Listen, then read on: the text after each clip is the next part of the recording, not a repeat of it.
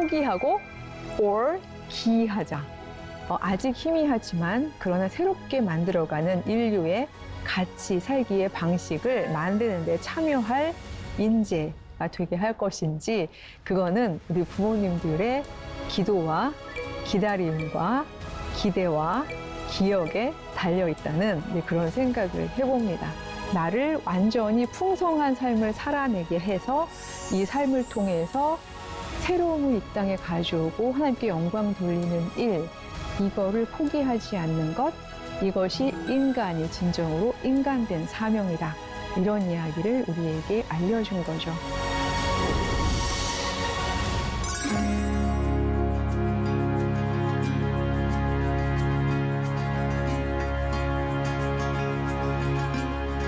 안녕하십니까. 강남대학교 기독교학과 백소영입니다.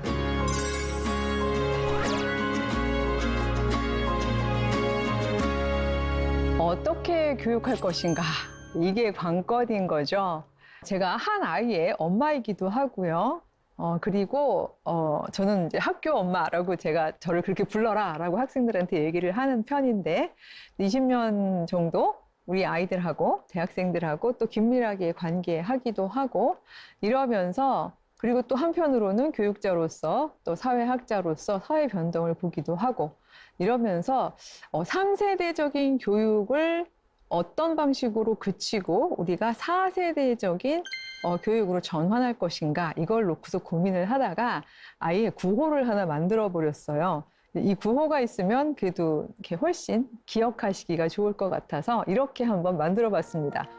포기하고 for기하자. 외우기 좋으시죠? 포기, for기 이런 건데요. 무엇을 포기해야 할 것인가? 당연히 내 자녀를 포기하라는 말은 아니죠. 우리 귀한 자녀들을 어떻게 포기할 수 있겠어요?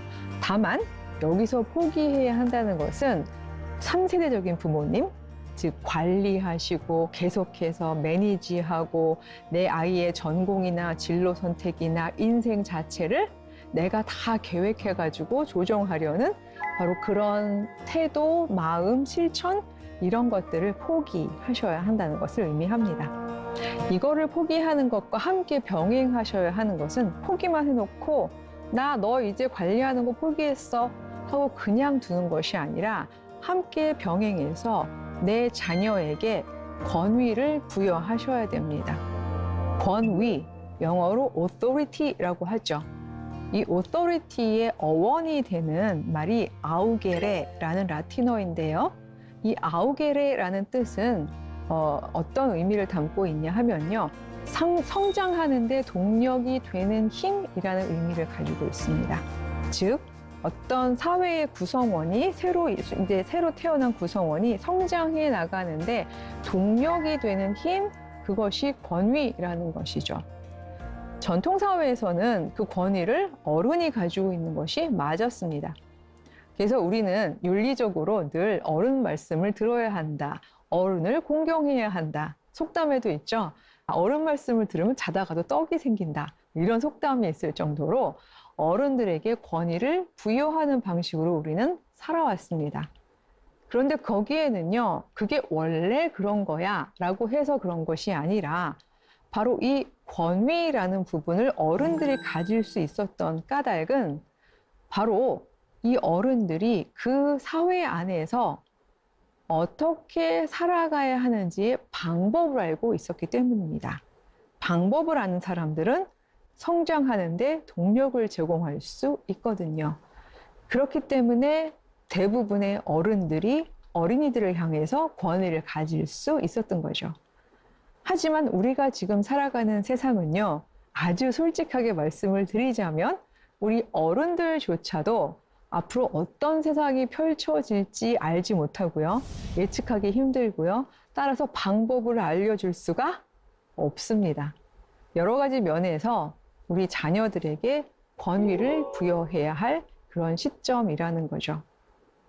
요즘에 아마 우리나라 사람들이 참 책을 빨리 잘 읽는 편인데 유발 하라리라는 그 이스라엘 출신의 역사학자죠. 네, 그분이 그 세 권을 시리즈로 내가지고 아주 막 전 세계적으로 아주 스타 작가가 되었는데 많은 사람들이 그분에게 요청하는 게 앞으로 미래 사회는 어떻게 되겠습니까? 우리 호모사피엔스들은 어떤 방식으로 살아남아야 하겠습니까? 라는 질문을 많이 하던데요. 근데 그런 질문에 대해서 그가 공통적으로 이런 대답을 하더라고요. 우리는 그 진짜 전대미문의 앞으로 역사학자니까 역사를 쭉 공부했잖아요. 근데 전대미문의 어떤 시기를 맞고 있는데 뭔가 하면 앞으로 어떤 일이 벌어질지를 모르는 시대를 우리는 맞고 있다라는 이야기를 했어요. 그러니까 바로 그 지점이 우리의 공통의 사회 상황인 거죠. 이런 상황에서 그럼 누구에게 권위를 부여해야 할까요? 앞으로 자기들이 살아갈 세상을 만들 우리의 자녀들에게 권위를 부여할 수 있어야겠죠. 다만 그 권위는 그냥 정말 말 그대로 험한 바다에다가 생존 수영도 모르는 아이들을 처벙 던져놓는 것 같은 무책임은 아니어야 할 겁니다. 우린 여전히 어른의 몫, 부모의 몫이 있는데요. 즉 이만큼 살아낸, 저는 선생이라는 말을 굉장히 좋아합니다. 가르치고 싶어서가 아니라 먼저 태어나서 삶을 살아냈다라는 뜻이잖아요. 그만큼의 내공이 있고 경험이 있는 자들로서 적어도 우리는 그 자녀들을 향해서 든든한 울타리가 되어줄 수는 있을 거라는 생각이 듭니다. 그래서 우리 자녀들을 향해서 우리는 4가지 기를 해야 하는 거죠. 즉 포기하고 forgive하는데요. 첫 번째 기가 기억하기입니다. 기억하기? 뭘 기억하라는 거죠? 이 기억하기란 내 자녀가 태어나서 성장해 가는 과정들을 사랑으로 기억해 주는 겁니다. 이것은 기획하기와는 다른 거죠. 내 아이를 내가 원하는 방식으로 몰아가는 것이 아니라 있는 그대로의 그 아이가 어떤 성품을 가지고 있고 무엇을 좋아하고 무엇을 싫어하고 이런 것들을 기억해 주는 행위를 의미합니다. 그 과정 중에서 아이를 도와주고 격려해 줄 수도 있을 뿐만이 아니라 그 아이가 자신의 삶을 지지하고 권위를 가지고 성장해 갈 수 있도록 할 수 있기 때문입니다. 너무 추상적이라면 조금은 부끄럽지만 제 아이 이야기를 한번 예로 들어보도록 하겠습니다. 저는 좀 극성 엄마였던 것 같아요. 뭐 달랑 하나 키우기도 했습니다만 또 나름 배운 엄마라고 최선을 다해서 키워보려고 정말 애를 많이 썼습니다. 제가 이제 뭐 아무래도 뭐 하워드 가드너도 읽었고 야크 팽크세프도 읽었고 막 이러다 보니까 관계 지수를 높여주려고 진짜 애를 많이 썼습니다. 그러다 보니까 아이 5살 때 생일이었나 봐요. 근데 저 그때 미국에서 아이를 기를 때인데요. 아이가 그 당시에 좋아하는 만화 캐릭터가 있었습니다. 밥 더 빌더라고 그래서 건축가 밥 아저씨라는 인물을 좋아해서 제가 정말 극성맞게 그 생일에 아이를 행복하게 해주려고 밥 아저씨 얼굴이 되어 있는 모양으로 케이크를 만든 거죠. 정말 천연 색소를 다 활용해 가지고요. 아마 한 14~15시간은 아마 노동을 했던 것 같아요. 그래서 완벽한 밥 아저씨 얼굴이 되게 만들어 놓고 아주 저 혼자 흡족해 하면서 냉장고에 넣어놓고는 이제 생일 파티만을 기다린 겁니다. 아이의 생일날이 되었고 친구들이 다 몰려왔습니다. 모두가 다 이렇게 꽃갈모자도 쓰고 삑삑 부는 것도 불고 있는데 그 상황에서 제가 막 짜자자잔 하면서 케이크를 가지고 왔어요. 그때까지 행복했던 아이가 갑자기 막 울면서요. 약간은 폭력적인 행동, 때린 건 아니지만 아이들을 이렇게 막 이렇게 가라고 밀치면서 뭐라고 얘기했냐면요. 오늘은 내 생일이 아니야! 라고 외치기 시작을 했어요. 아이들도 당황했고요. 말릴 수가 없을 정도의 상황이 벌어졌기 때문에 엄마들이 아이들을 데리고 급히 그냥 다 귀가를 한 상황이죠. 굉장히 속이 많이 상했습니다. 하지만 제가 한 가지 기억했던 것은 내 아이에게 권위를 부여하자는 거였는데요. 그것은 그렇게 생떼 부려도 괜찮아라는 뜻이 아닙니다. 권위를 부여한다는 것은요, 그 아이에게 물어보는 겁니다. 너는 왜 이런 행동을 하였니? 그 아이는 분명히 자기만의 이유가 있기 때문일 것인 거죠. 그래서 너 생일날 엄마는 굉장히 애써서 준비한 거야. 엄마 너무 슬퍼. 근데 왜 그랬니? 그때 그 아이는 이렇게 대답했습니다. 엄마, 내가 사랑하는 밥 아저씨의 얼굴이 잘리는 것이 싫어요. 저는 상상도 못 해본 대답이었습니다. 그때 만약 제가 저의 권위를 가지고 만약에 그 아이에게 너는 엄마의 노력도 무시했으며 여기 모여있는 아이들의 어떤 마음도 받아들이지 않았으며 생일 파티를 망쳤어 라고 이야기하는 순간 그 아이는 결코 자기네 인생에 있어서 자기의 삶의 선택의 권위를 가지는 자라고 생각하지 못했을 것 같습니다. 그러나 그 대답을 들음으로써 저는 비로소 그 아이가 사실은 저의 어느 상상보다도 더 훨씬 그 밥 아저씨 케이크를 사랑하고 있었고 만족하고 있었고 기뻐할 수 있었다는 것을 알 수 있었고요. 그 케이크는 결국 먹지 못했죠. 예, 근데 바로 그런 사건들을 기억해 주는 것을 의미합니다. 물론 이런 기억에는 조언도 함께 따라야겠죠. 하지만 다음번에는 그렇게 직접 말해주겠니? 나는 이 밥 아저씨를 사랑하고 자르기 싫어요 라고 이야기를 해준다면 우린 오해하지 않을 거야. 바로 이런 부분들이 권위를 부여해가면서 그 아이의 특성을 기억하는 거라고 생각합니다. 성경에도 그런 부분이 나와 있죠. 사실 전 이거를요, 예수님의 어머니 마리아를 보고 배운 겁니다. 누가복음 2장에 보면은요, 마리아가 성전에 예수님이 12살 때 성전에 절기를 따라서 이제 갔다가 돌아오는 길에 예수님, 12살 된 예수님을 잃어버립니다. 12살 된 아이, 그 당시 휴대폰도 없었잖아요. 얼마나 당황해서 찾아다녔겠어요. 거슬러 물어가면서 길을 거스르다가 성전 안에까지 들어가기를 3일 만에 내 아이를 찾았는데요. 아이가 천연덕스럽게 당시에 율법을 논하는 아주 학자들하고 함께 율법 정신에 대해서 토론을 하고 있는 거예요. 만약에 여러분 그 모습을 보면 어떤 행동을 하실까요? 네, 어머님들이 그러시더라고요. 가서 등짝을 쳐요. 뭐 이런 분도 있는데 그런 분 엄마들은 2세대 엄마입니다. 전업주부. 그렇죠? 어머! 우리 아이가 천재인가 봐요. 요셉? 당신은 빨리 나사렛으로 가서 돈을 많이 벌어서 나한테 예루살렘으로 보내세요. 나는 예루살렘에서 우리 예수를 최연소 율법학자를 만들겠어요. 우리 기러기 해요. 이렇게 되면 3세대 전문 엄마가 되는 거죠. 하지만 마리아는 제가 4세대라고 표현한, 그래서 4세대라고 표현했기 때문에 제가 5세대는 필요 없다고 얘기한, 어떻게 말하면 가장 원론이 되는 그런 엄마의 모습을 보여준 게 뭔가 하면요. 그 누가복음에 기록이 되어 있습니다. 2장에. 그 마리아는 그 예수님의 말과 행동을 다 이해할 수는 없었지만 마음에 새기고 기억하니라. 이렇게 이야기했습니다. 내 아이가 했던 그 행동들의 권위를 부여해 주는 거죠. 하지만 거기에 대해서 내가 충분히 납득할 수 없기 때문에 기억한 겁니다. 저는 그렇게 기억하는 엄마였기 때문에 내 아이의 선택, 어느 엄마가 십자가를 선택하는 자녀를 인정하면서 그 십자가 아래에 설 수 있겠어요? 저는 아이 엄마가 된 이후로는 그 부분을 읽을 때마다 굉장히 마음이 울컥하는데요.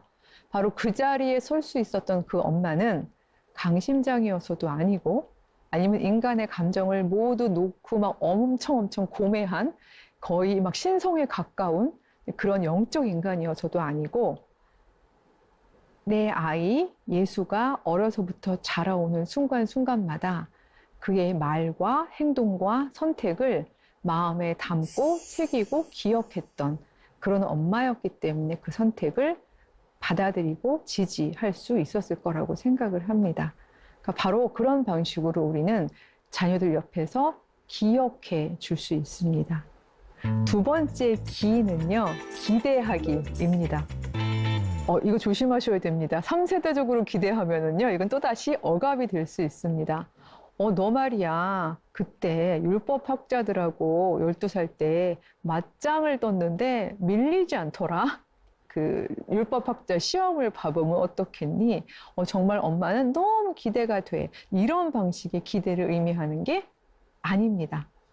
여기서의 기대란 기억했던 내용을 중심으로 아이가 지금의 삶을 살아가다가 좌절했을 때, 그 좌절의 순간에 기억을 소환해서 아이가 스스로 자신의 삶을 기대하게끔 만들어주는 것을 의미합니다.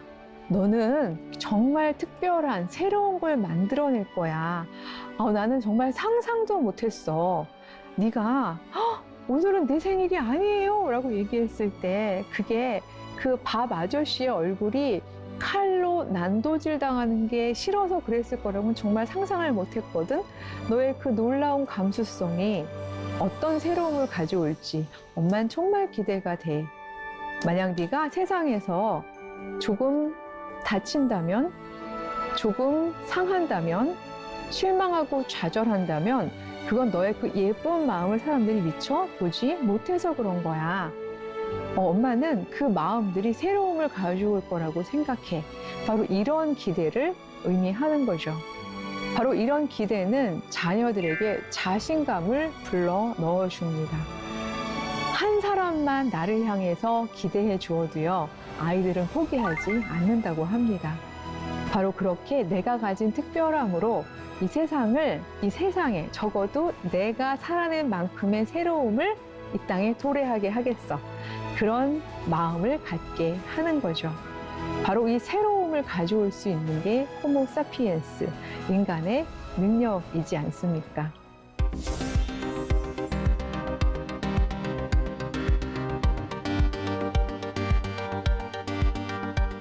세 번째 기는요, 뭘까요?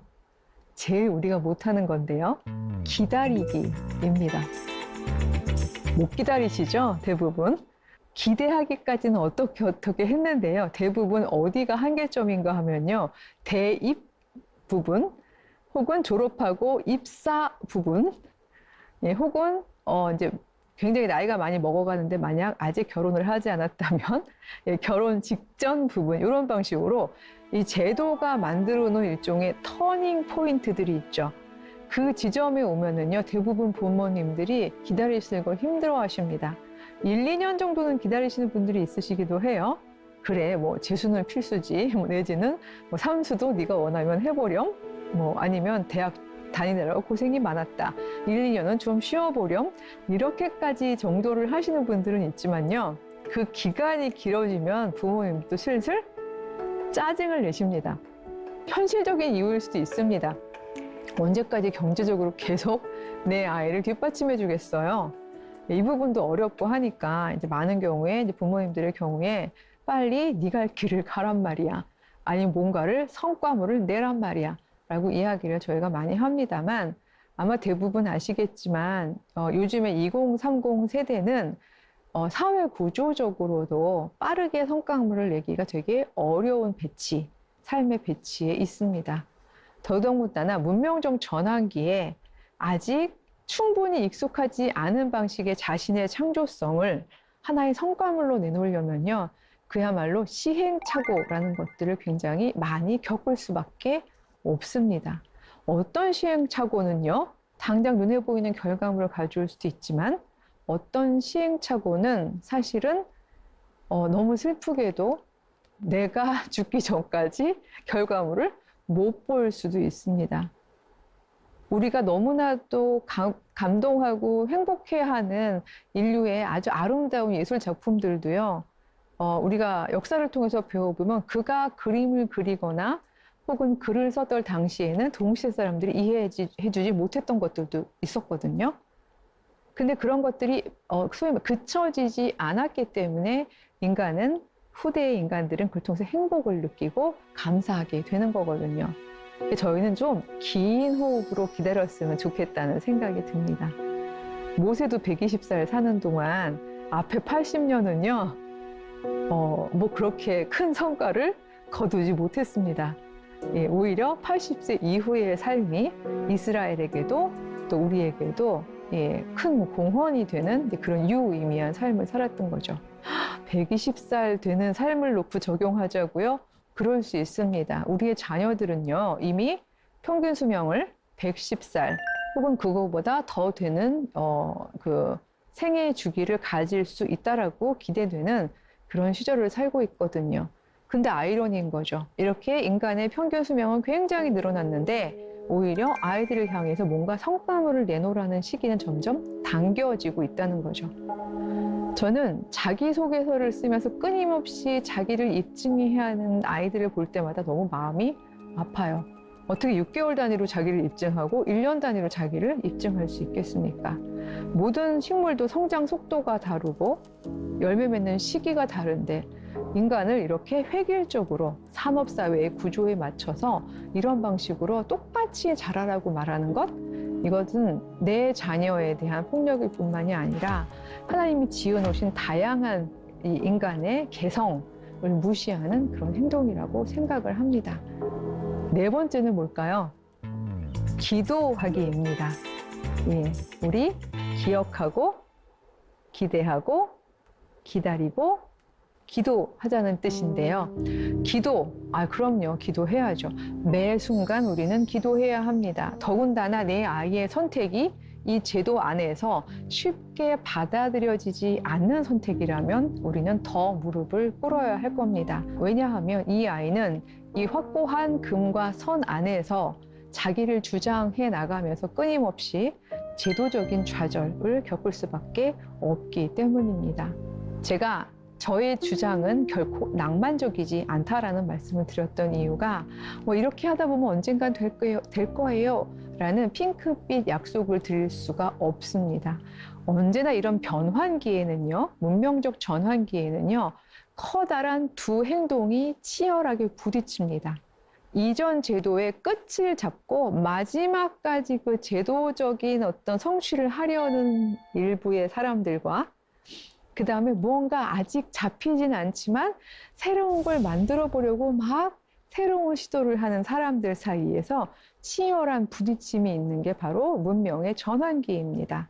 이건 문명사를 쭉 공부하다 보면요, 그런 전환기마다 그거를 경험하고 있다는 것을 볼 수가 있어요. 문명사 공부하면 하나 좋은 게 있습니다. 지금 당장 일희일비하지 않게 돼요. 왜냐하면 쭉 보아오면서 지금은 어느 정도의 시기구나 라는 걸 비교할 수 있기 때문입니다. 지금은 새로운 문명이 이제 막 도래하려는 그런 시점에 있습니다. 이것은 모두가 동의하고 있는 지점이라고 말씀을 드렸는데요. 내 자녀가 저물어가는 문명의 끝자락을 잡을지 아니면 아직 희미하지만 그러나 새롭게 만들어가는 인류의 같이 살기의 방식을 만드는 데 참여할 인재가 되게 할 것인지, 그거는 우리 부모님들의 기도와 기다림과 기대와 기억에 달려있다는 그런 생각을 해봅니다. 혹시 헨리 데이비드 thoreau라는 사람을 아시는지 모르겠습니다. 이분은요, 스펙으로 보자면, 그리고 그분이 태어났던 시기와 장소를 보자면 소위 뷰로크라시의 아주 정점에 가실 수 있었을 만한 분입니다. 하버드 대학 출신이거든요. 미국에서 살았고요. 그리고 막 기차가 만들어지면서 산업혁명 일기인 거죠. 기차들이 수많은 그 일종의 지역 생산품들을 아주 빠른 속도로 실어 나르는 그 속도에 비례해서 인간의 노동력도 그 속도에 맞춰서 빠르게 발전해 갈 수밖에 없었던 그런 시점을 살았던 분인데요. 그분이 이 삶을 이렇게 보면서 사회학자는 아니었습니다만 시인의 감수성을 가지고 있었어요.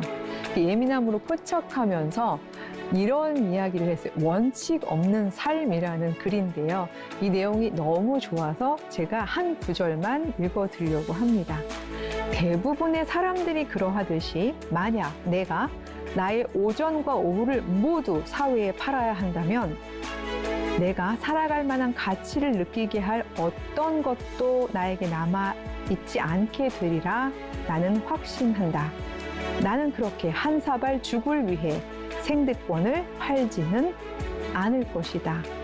위대한 과업은 나 자신을 부양하는 일이다. 굉장히 빠르게 포착했던 분인 거죠.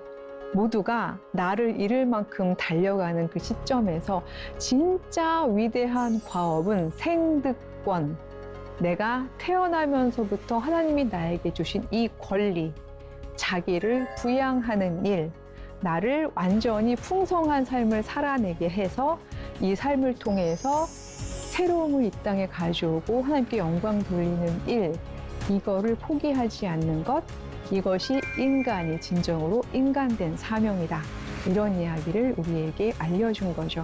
전 이 이야기가 어느 때보다도 지금 유효하다라고 생각을 합니다. 자녀들에게뿐만이 아니라 사실 우리 부모들도 하나님의 자녀잖아요.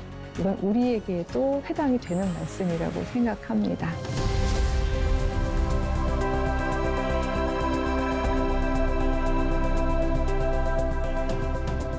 우리의 생득권, 이거를 포기하지 않는 그런 하나님의 자녀들, 그리고 호모사피엔스, 인간이 되자라는 이야기로 강의를 마치겠습니다. 감사합니다.